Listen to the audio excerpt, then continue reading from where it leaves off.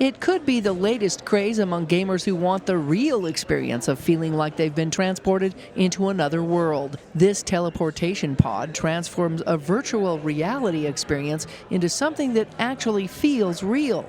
Being able to be here in St. George and then just seeing the deserts of the Sahara just instantly. They had a lot of fun little interactive little click things that you could like click and shoot things where you can tap things and pop up information. So because virtual reality puts you in the middle of a virtual space where you can see everything around you in 360 degrees and you have sound in 360 degrees. What we add is sensory effects. So, for example, we add wind. So we can move a wind source around you anywhere in 360 degrees. And the advantage that has is that it really sells what we call immersion. It makes you really truly believe that you are somewhere else. Because all of your senses are now telling you that you're not just standing in a plastic pod, you really are flying at great speed through the deserts, for example, of Saudi Arabia. Sporting specialized VR goggles or headsets, players immerse themselves into a virtual experience.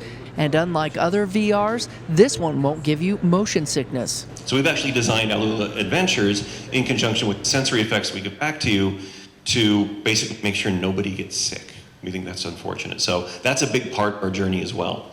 Also including the wind and the haptics and the other things that's going on. We also have a lot of sensors in the pod that are tracking what you're doing, tracking your body movement, tracking your position, tracking your weight distribution, so that we can use your body as a controller. Founders of Spark XR, John Dean and Jeff Peters, have been creating gaming fantasies for years, but now they're ready to take it to the next level. As John mentioned, we're content creators. Right? We've been making video games for 30 years.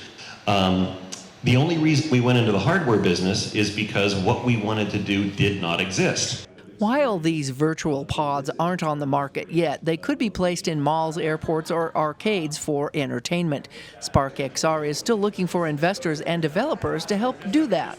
Our goal is to actually commercialize this by making a retail version, which will have multiple experiences. And the target price for those is about $1 a minute. So a 10-minute experience like this one would cost you about $10, which we think then for, say, a family of 4, that's really good value for money.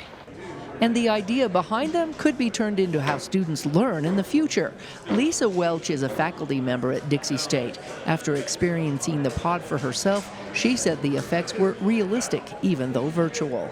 Going under the elephant arch was really, really cool. I was looking around, just trying to take in as much as I could, trying to see, okay, what have they built into this? And it was great. The shaking of the floor, you felt like you're moving over things, so it was really cool. An associate professor of dental hygiene, Welch, said she and others are already looking at developing a virtual app to teach students in their field of work. I've had a little experience with VR because I work with VR here at DSU. We're developing some apps, but this was amazing that you get the sensory perception with it as well.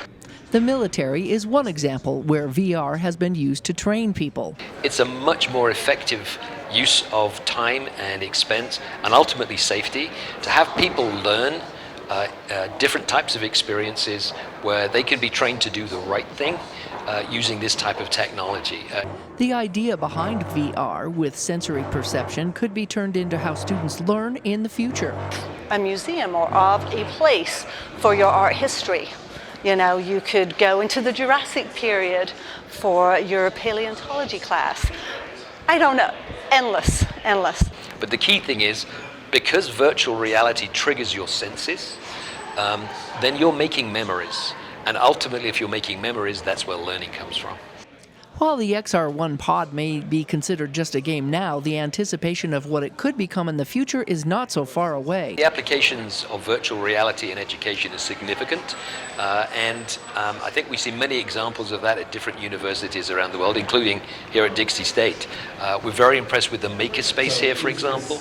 We'd love to think that there was an opportunity to collaborate on maybe having students help us actually build the pods and the pod business. We think that and if we could get funded from a local group down here, then we could even move our headquarters down here and actually collaborate more directly with Dixie State. In the meantime, those who experienced the virtual pod adventure are excited to receive an email letting them know what they missed on their journey. Really cool experience. I'm excited now to go to my email and see the artifacts I collected and what I missed. Just at the end, I was like, oh, I missed a whole bunch. How come I miss that much? From Dixie State University, Melissa Anderson, Community Education News.